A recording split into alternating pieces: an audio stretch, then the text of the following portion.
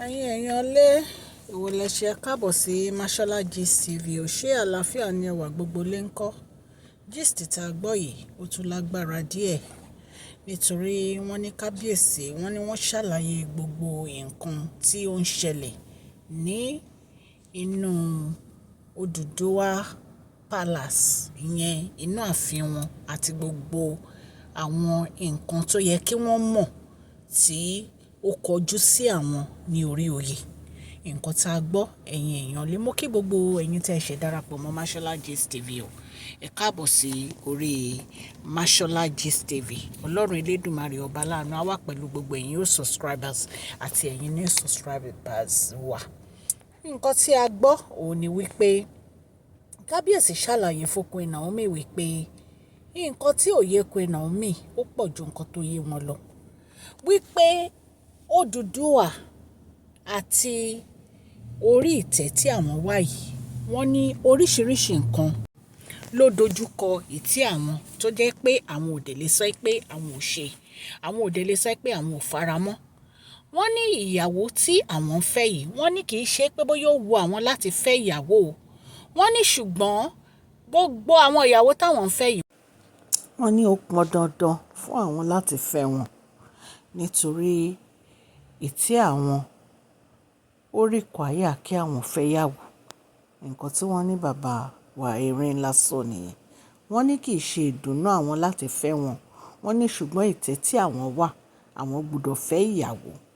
Nǹkan tí wọ́n ní bàbá wa Erin lásán ṣe mọ̀ pé wọ́n ti ń sọ ńgbà kan pé Ifá ló ń sọ fún wọn kó máa fẹ́ àwọn ìyàwó yìí.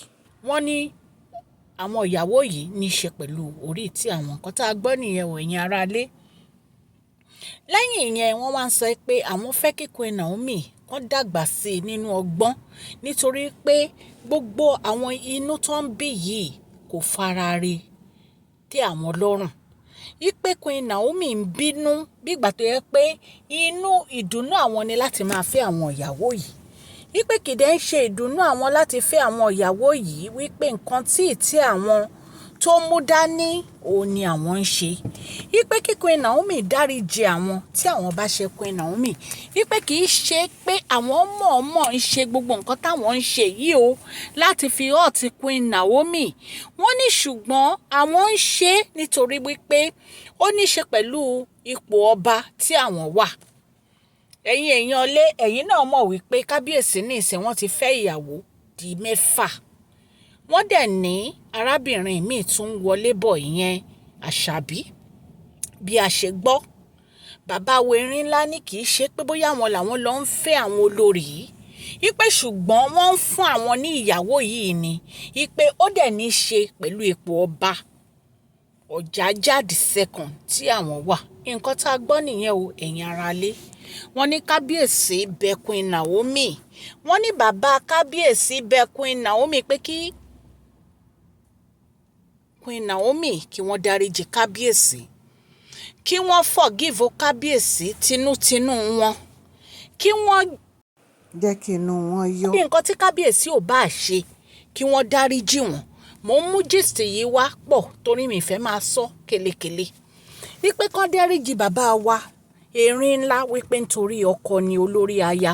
Wípé nǹkan tí Queen Naomi tí wọ́n lè fi mú inú àwọn dùn òun ni kí wọ́n dáríjì ọkọ wọn. Nǹkan tá a gbọ́ nìyẹn tán ní bàbá Queen Naomi tí wọ́n sọ fún Queen Naomi. Torí àtìgbà tí Queen Naomi ti kúrò ní Agodi àtìgbà yẹn ni àwọn àti bàbá wọn náà ti ń sọ̀rọ̀.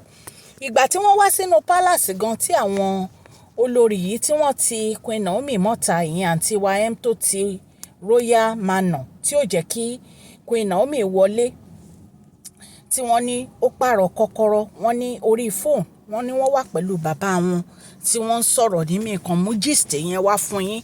Mo prefer láti sọ́pọ̀ mọ́ gist mi. So wọ́n ní gbogbo àwọn nǹkan tí ó ń ṣẹlẹ̀ yìí wọ́n ní bàbá wọn mọ gbogbo ẹ̀.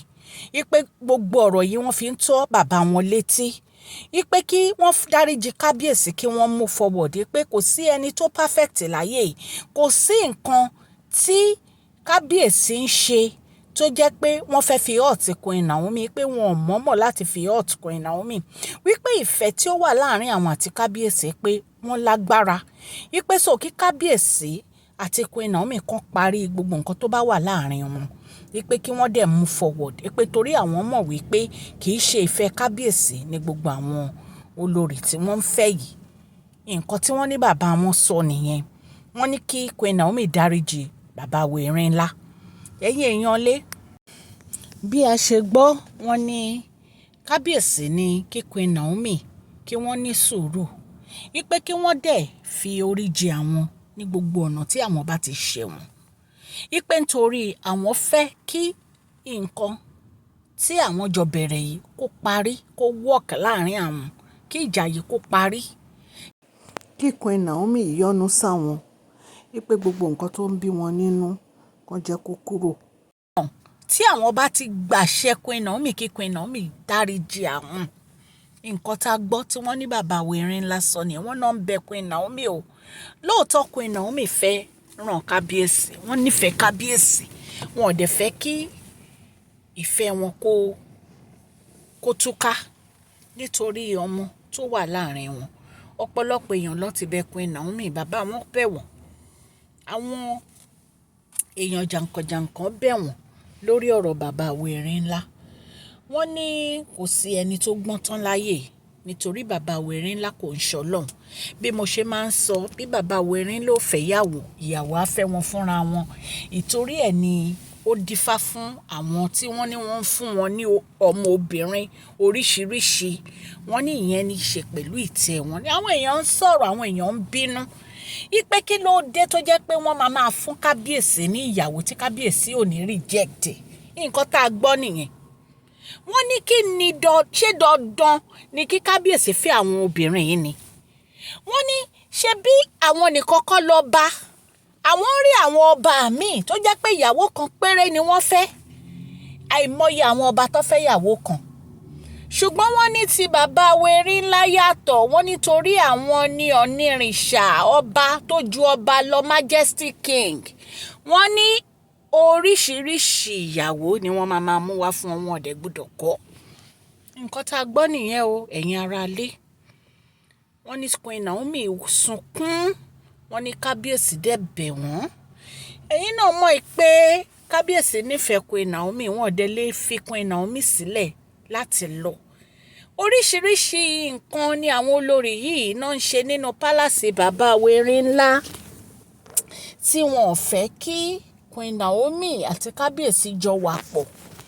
ẹ̀yin èèyàn lé àfi kí ọlọ́run elédùnmarè kó ṣàánú bàbá wa Erin ńlá àti Queen Naomi bí a ṣe gbọ́ gist àníkàmú wá fún yín wípé bàbá Queen Naomi ti dá sí pé kí Queen Naomi dáríjì bàbá wẹ̀rin ńlá wọ́n dẹ̀ ní bàbá wẹ̀rin ńlá bẹ̀ Queen Naomi ní ọ̀pọ̀lọpọ̀ nǹkan tá a gbọ́ nìyẹn mo dúpẹ́ lọ́wọ́ gbogbo etí tó ń gbọ́ mi bí mo ṣe máa ń sọ fún yín mi ìbá kábíyèsí gbé inú pálásì o nǹkan tá a gbọ́ la wá torchlight sí ọlọ́run elédùnmarè á wà pẹ̀lú yín o orúkọ mi ní Máṣọ́lá Yorùbá ni à ń sọ lórí ìkànnì yìí à ń sọ nítorí pé àfẹ́gbàgbé àṣà àti èdè wa dẹ̀ tún sọ fún ọ̀pọ̀lọpọ̀ àwọn tí wọn ò gbọ́ Gẹ̀ẹ́sì à ń sọ̀rọ̀ nípa celebrity gist royal gist politics àti gbogbo nǹkan tó ń ṣẹlẹ̀ ní agbègbè orílẹ̀-èdè bàbá wa ní ilẹ̀ Nàìjíríà tẹ́ bá ti subscribe ẹ tẹ notification bell yín kẹ́ subscribe so that a bá ti post any gist ẹ máa rí òkè ni ọlá yín á máa lọ ọlá yín ò ní lọ ìsàlẹ̀ o mo dúpẹ́ lọ́wọ́ gbogbo